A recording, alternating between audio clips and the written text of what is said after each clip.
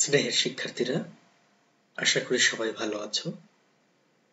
প্রত্যেকের সুস্থ থাকার বিষয়টি আমাদের কাছে প্রত্যাশিত। তো আজকে আমি তোমাদের বাংলা প্রথম পত্রের আরেকটি পাঠ নিয়ে উপস্থিত হয়েছি। এই ক্লাসে সবাইকে স্বাগত।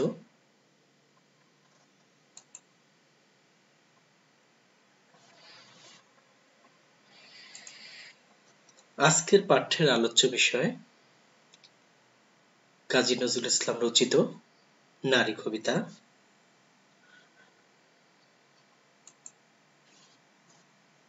এই পাঠ্য থেকে শিক্ষার্থীরা যা শিখতে পারবে তা হলো কবি পরিচিতি সম্পর্কে বলতে পারবে, অজানা শব্দের অর্থ বলতে পারবে, মানব সভ্যতায় নারীর অবদানের কথা উল্লেখ করতে পারবে।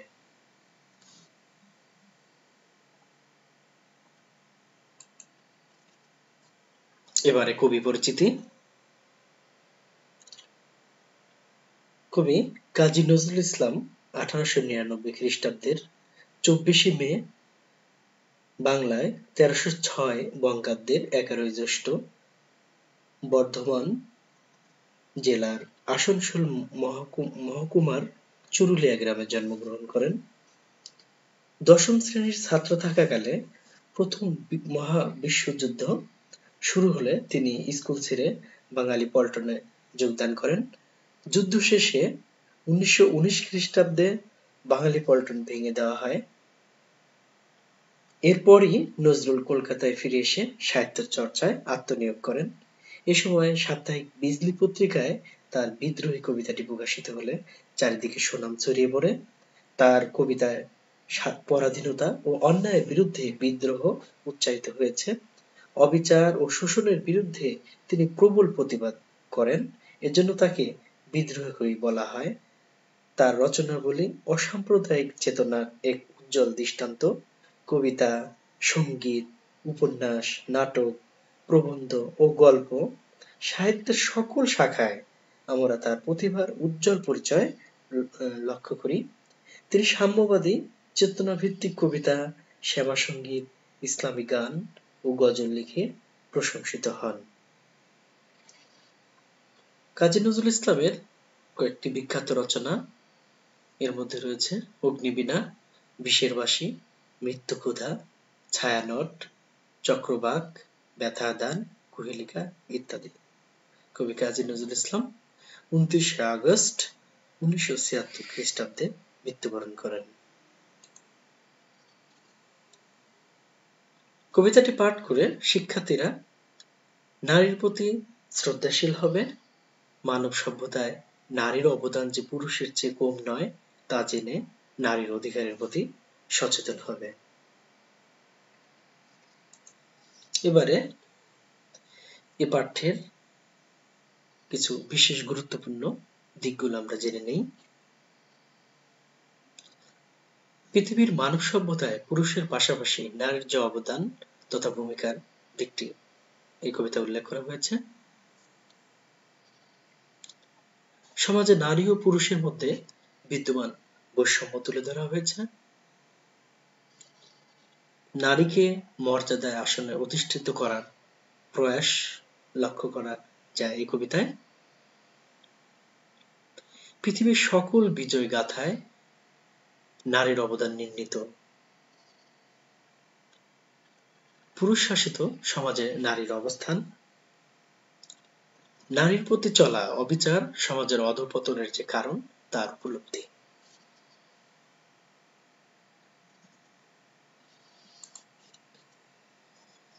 আমরা এখানে দুজন ব্যক্তির ছবি দেখতে পাচ্ছি। শিক্ষার্থীরা অবশ্যই তোমরা এই দুজনকে চিনতে পেরেছ, এটুকু আমি বলতেই পারি। কেননা আমরা যে দুজনের ছবি দেখছি তারা সারা বিশ্বেই পরিচিত বলা যায়। প্রথম যে নারীর ছবিটি আমরা দেখতে পাচ্ছি, আমরা এক কথায় বলতে পারি তিনি শান্তিতে নোবেল পুরস্কার বিজয়ী মাদার তেরেসা। যিনি সারাটি জীবন মানুষের সেবা কাজ পরিচালনা করে গিয়েছেন। এক্ষেত্রে আমরা কি এটা বলতে পারি তিনি কি শুধু নারী হয়ে নারীর সেবাই করেছেন? তা কিন্তু নয়। শিক্ষার্থীরা, তিনি শুধু নারী হয়ে নারীর সেবাই করেননি এবং নিজ দেশ গণ্ডির মধ্যেই নিজেকে আবদ্ধ রেখে তিনি সেবা কাজ পরিচালনা করেননি, বরং আমরা দেখতে পাই মাদার তেরেসা সারা বিশ্বব্যাপী তার সেবার কাজ পরিচালনা করেছেন। এক্ষেত্রে নারী, পুরুষ, শিশু কেউই তার সেবা থেকে বাদ যায়নি। আজকে পৃথিবীতে তাকে আমরা মহিষী নারী এবং একজন উচ্চমানের ব্যক্তি হিসেবে চিনে থাকি। তিনি কিন্তু একজন নারী হয়ে আজকে এই পৃথিবীতে তার সুনাম ধরে রাখতে পেরেছেন। আমরা ডান পাশে আরেকটা ছবি দেখতে পাচ্ছি।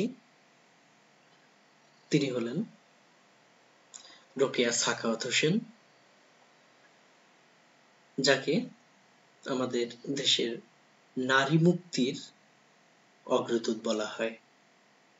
বিংশ শতাব্দীর শুরুর দিকে যখন নারীদের শোচনীয় অবস্থা, তিনি তখন তাদের অধিকার নিয়ে দণ্ডায়মান হয়েছিলেন। তিনি নারী শিক্ষা শুধু নয়, নারীদেরকে কিভাবে সমাজে স্বাবলম্বী করে তোলা যায় সেদিকেও খেয়াল করেছেন এবং আজীবন চেষ্টা করে গিয়েছেন। লেখালেখির মধ্য দিয়েও তিনি নারীদের কিভাবে মুক্তি লাভ করানো যায় সে চেষ্টা করেছেন।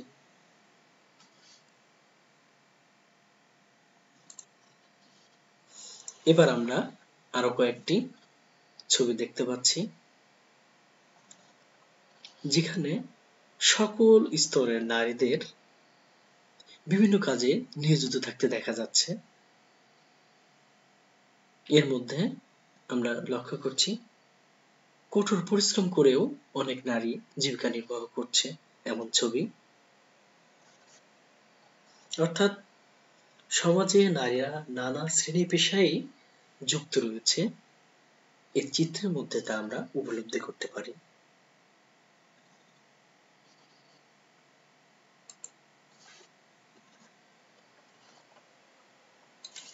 এবারে মূল ভাব আলোচনা করে পাঠ বিশ্লেষণে যাব। নারী কবিতাটি কাজী নজরুল ইসলামের সাম্যবাদী কাব্যগ্রন্থ থেকে নেওয়া হয়েছে। মানব সভ্যতার ক্রমবিকাশে নারী পুরুষ উভয়ের ভূমিকা রয়েছে।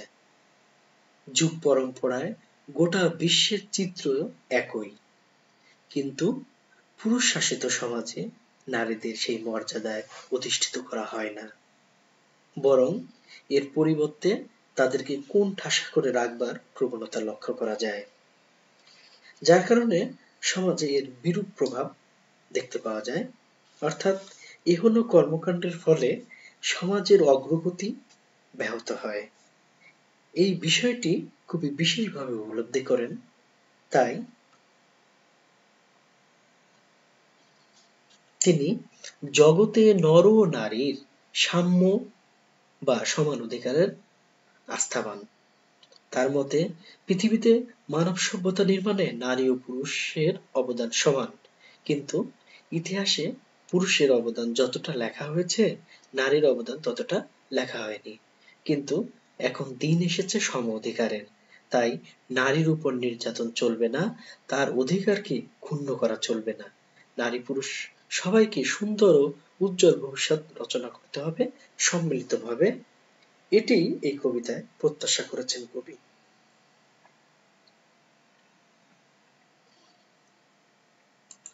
এবার আমরা কবিতা বিশ্লেষণে যাব। সাম্যের গান গাই আমার চক্ষে, পুরুষ রমণী কোনো ভেদাভেদ নাই।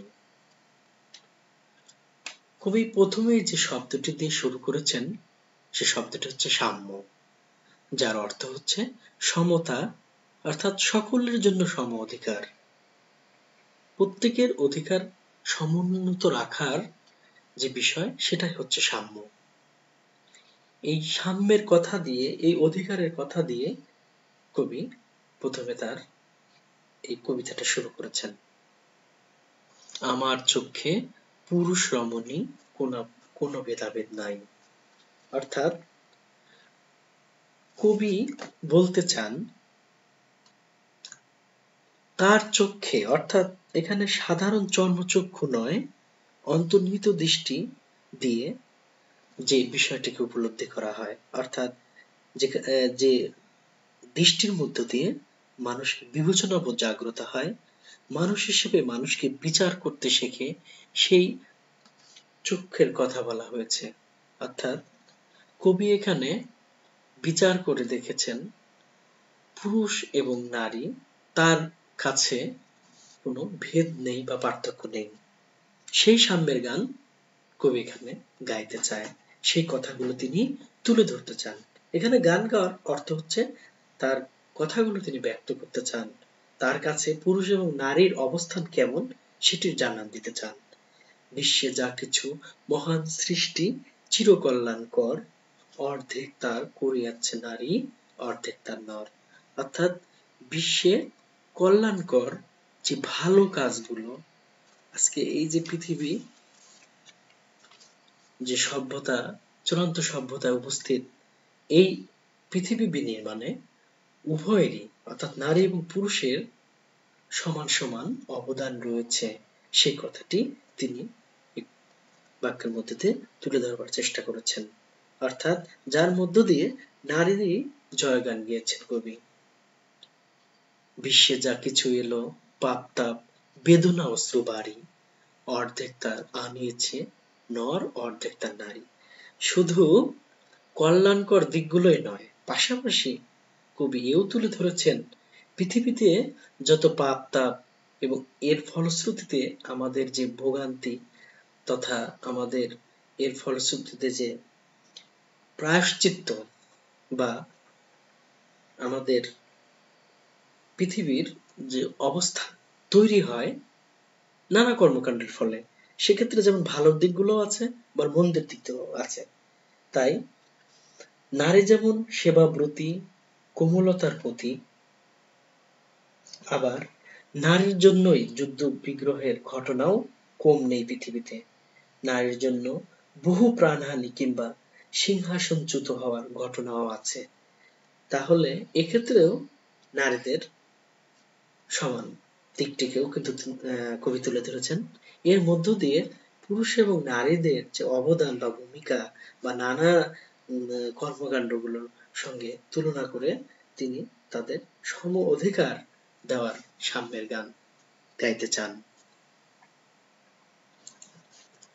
জগতে যত বড় বড় জয়, বড় বড় অভিযান, মাতা ভগ্নী ও বধূদের দেখে হইয়াছে মহীয়ান। অর্থাৎ এই পৃথিবীতে যত বড় বড় জয় হয়েছে, যত বড় বড় অর্জন হয়েছে, তার পেছনে আমরা দেখতে পাই নারীদেরও ঠিক ত্যাগ রয়েছে। মাতা, ভগ্নী ও বধূ, অর্থাৎ তিন শ্রেণীর, তিন স্তরের নারীকে দিয়ে মূলত মাতা দ্বারা মা শ্রেণীর যে নারীর প্রতিনিধি, ভগ্নী দিয়ে বোন শ্রেণীর প্রতিনিধি এবং বধূদের দিয়ে বধূদের প্রতিনিধি হিসেবে, অর্থাৎ সর্বস্তরের নারীর ত্যাগের মধ্য দিয়েই বড় বড় জয় হয়েছে এবং সেটা সুমহান হয়েছে, সেটা আরো মাত্রা পেয়েছে। কোন রণে কত খুন দিল নর, লেখা আছে ইতিহাসে, কত নারী দিল শীতের সিঁদুর, লেখা নাই তার পাশে। এই দিকগুলো কবি সুন্দরভাবে তুলে ধরার চেষ্টা করেছেন, যে পুরুষেরা যে ত্যাগ স্বীকার করেছেন, এখানে খুন অর্থ সর্বোচ্চ ত্যাগ, জীবন দেওয়া, যে সকল ত্যাগগুলো বীর যুদ্ধে গিয়ে মানুষ দিয়ে থাকে, তাদের মধ্যে যেমন পুরুষের কথাগুলো ইতিহাসে লেখা থাকে, কিন্তু নারীদের সেভাবে লেখা থাকে না। এই শীতের সিঁদুর দেওয়ার মধ্য দিয়ে যে বিসর্জন, সেই বিষয়গুলো থাকে না। তাদের যে ত্যাগ তিতিক্ষা, তাদের যে কষ্ট, এই কষ্টগুলো যে একটি বড় জয়ের পেছনে তাদেরও ত্যাগ, সেই দিকগুলো তুলে ধরা হয় না, সেই দিকগুলো বিবেচিত হয় না, সেই বিষয়টাই কবি এখানে তুলে ধরার চেষ্টা করেছেন। কত মাতা দিল হৃদয় উপারি, কত বোন দিল সেবা, বীরের স্মৃতি স্তম্ভের গায়ে লিখিয়া লিখেছে কেবা। কবি বলতে চান যে এরকম হৃদয়ের সমস্ত মমতা উজাড় করে যে সকল নারীরা সেবা দিয়েছে, সেবাব্রতী হয়েছে, কিন্তু তাদের ইতিহাসে বা কোথাও সেটা লেখা নাই। বীরের স্মৃতির স্তম্ভের গায়ে কিন্তু কোনো নারীর এই ধরনের যে ত্যাগগুলো তারা করেছে সেটা সেভাবে লেখা নাই। যে জায়গায় বঞ্চিত বা বঞ্চিত হওয়ার জায়গা আমরা দেখতে পাই, নারীর অধিকার ক্ষুণ্ণ করার জায়গা আমরা দেখতে পাই, নারীকে এসব জায়গা ও মর্যাদা থেকে দূরে রাখা হয়েছে, সেই দিকগুলো কবি এখানে তুলে ধরেছেন। যে তাদের ত্যাগ তিতিক্ষা থাকলেও সেগুলো কিন্তু আমরা সেইভাবে আমরা দেখি না, আমরা সেগুলো তাদের সেই মর্যাদার মধ্য দিয়ে যে প্রতিষ্ঠা দিব, সেই প্রতিষ্ঠা থেকে ধরে রাখি। কোন কালে একা হয়নি কোন জয়ী, পুরুষের তরবারি প্রেরণা দিয়েছে, শক্তি দিয়েছে বিজয় লক্ষ্মী নারী। এখানে কবি নারীকে বিজয় লক্ষ্মী অর্থাৎ জয়ের নিয়ন্তা দেবী হিসেবে কল্পনা করেছেন। নিয়ন্তা কি? আমরা যদি বলি নিয়ন্তা হচ্ছে নিয়ন্ত্রণকারী বা পরিচালক, অর্থাৎ কোনো সময় পুরুষ একা কোনো বড় কিছু জয় বা অর্জন করতে পারেনি, এর পেছনে প্রেরণা এবং শক্তি যেটা প্রয়োজন, প্রত্যেকটি বড় বড় অর্জনের পেছনে প্রেরণার দরকার, সেটি কিন্তু নারী দিয়েছে, তারা সেখানে ভূমিকা পালন করেছে। যেজন্য লেখক নারীদেরকে বিজয় লক্ষ্মী হিসেবে, জয়ের নিয়ন্তা দেবী হিসেবে কল্পনা করেছেন। অর্থাৎ আমরা যদি দেখি যে কোনো নাটক যখন করা হয়, নাটকের নেপথ্যে যিনি থাকেন পরিচালক, তাকে কিন্তু আমরা নাট্যমঞ্চে কলাকুশলীদের সঙ্গে দেখি না, কিন্তু নেপথ্যে থেকে নাটক পরিচালনটা কিন্তু পরিচালকই করে থাকেন। ঠিক তেমনি আমরা নারীদেরও ভূমিকা ঠিক এই ধরনের নেপথ্যে থেকে পুরুষকে প্রেরণা দিয়ে, অনুপ্রেরণা দিয়ে, প্রেরণা দিয়ে যে বড় কিছু জয়ের জন্য যে ত্যাগ স্বীকার করেছে সেগুলো আমরা লক্ষ্য করি। তাই কবি এখানে বিজয়লক্ষ্মী নারী হিসেবে নারীকে তুলে ধরেছে। সে যুগ হয়েছে বাসি, যে যুগে পুরুষ দাস ছিল না কো, নারীরা ছিল দাসী। অর্থাৎ কবি একটা যুগের অবসানের কথা বলেছেন, যে যুগটা পুরনো হয়েছে, নতুনত্বহীন যে যুগ, অর্থাৎ যে যুগের কার্যকারিতা নেই, সেই যুগ বাসী হয়েছে, সেই যুগ পরিত্যক্ত হয়েছে, যে যুগে পুরুষ দাস ছিল না কিন্তু নারীরা দাসী ছিল। অর্থাৎ এক কথায় নারীদেরকে তারা কোণঠাসা করে রাখত, অর্থাৎ নারীদের যে স্বাধীনতা, সেই স্বাধীনতা তারা খর্ব করত, তাদের পুরুষের অধীনস্থ রাখার যে প্রবণতা বেশি লক্ষ্য করা গিয়েছে, সেই যুগের কথা তুলে ধরেছেন। কিন্তু আজকে সেই যুগটাকে পূরণ হয়েছে বা সেই যুগের অবসান ঘটেছে বলে কবি উল্লেখ করেছেন। বেদনার যুগ, মানুষের যুগ, সাম্যের যুগ আজ। কবি এই লাইনটির মধ্য দিয়ে যেটা বলতে চান সেটা হচ্ছে বেদনার যুগ। বেদনার যুগটা কি? অর্থাৎ উপলব্ধির বা সমবেদনার যুগ। অর্থাৎ নারী হিসেবে যে মানুষটি রয়েছে, পুরুষের বা মানুষ হিসেবে তাকে যদি আমরা চিন্তা করি, তাহলে তার সমবেদনা বা সমব্যথী হতে হবে। তাকে যে আমরা নারী হিসেবে দেখছি, তার অধিকার এবং অন্যান্য দিকগুলো, এই উপলব্ধিটা আমাদের মধ্যে আসে, তাদের এই বঞ্চিত হওয়ার দিকটা যদি আমাদের ভিতরে এই উপলব্ধিটা জাগ্রত হয়, তাহলেই তারা সমান অধিকার পাবে। কবি বলছেন মানুষের যুগ, অর্থাৎ মানুষ হিসেবে দেখতে হবে, নারী এবং পুরুষ এই লিঙ্গ বৈষম্যের দিকটাকে না ভেবে মানুষের যুগ হিসেবে যদি আমরা প্রতিষ্ঠিত করি, তাহলে নারীরাও সঠিক মর্যাদায় পাবে। সাম্যের যুগ আজি। অর্থাৎ এখানে সমতার কথা বলেছে। এখন বর্তমান যে যুগ উপস্থিত, সেই যুগটা সাম্যের যুগ, মানুষের যুগ, বেদনার যুগ। অর্থাৎ এই যুগে কোনো বৈষম্য নারী পুরুষের মধ্যে থাকবে না, এমন বিষয়টি কবি বলতে চান। কেহ রইবে না বন্দি কাহারো, উঠেছে ডঙ্কা বাজি। কেউ কারো অধীনস্থ থাকবে না, কেউ কারো অধীনস্থ থাকার মধ্য দিয়ে যে পরাধীনতা, সেই শৃঙ্খলা থাকবে না। প্রত্যেকেই প্রত্যেকের বিষয়গুলো, প্রতিভাগুলো যেন তুলে ধরতে পারে, নিজেকে মেলে ধরতে পারে এই পৃথিবী বিনির্মাণের ক্ষেত্রে, সেই দিকটির ইঙ্গিত করেছেন কবি। নর যদি রাখে নারীকে বন্দী, তবে এর পর যুগে আপনারই রচা ওই কারাগারে পুরুষ মরিবে ভুগে। অর্থাৎ আজকে যদি নারীকে এভাবে কোণঠাসা করে রাখা হয়, নারীকে পুরুষের অধীনস্থ করে রাখা হয়, তাদেরকে বৈষম্যের চোখে দেখা হয়, একটি সময় দেখা যাবে যে যে বন্দিশালা তাদের জন্য করা হয়েছে, সেটার কর্মফল আমাদের ভোগ করতে হবে। কারণ কবি বলছেন, যুগের ধর্ম এই, পীড়ন করিলে সে পীড়ন এসে পীড়া দেবে তোমাকে। অর্থাৎ যুগের ধর্ম একটা চিরন্তন বাণী, পীড়ন করিলে সে পীড়ন এসে পীড়া দেবে তোমাকে।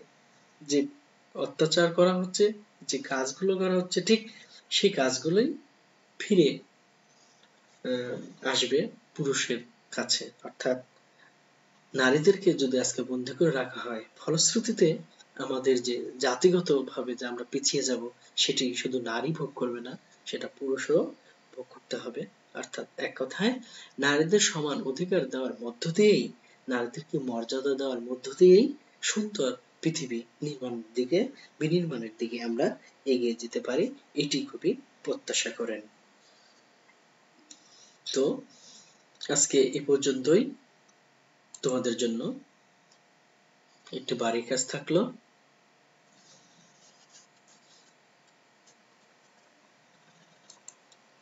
সবাইকে ধন্যবাদ।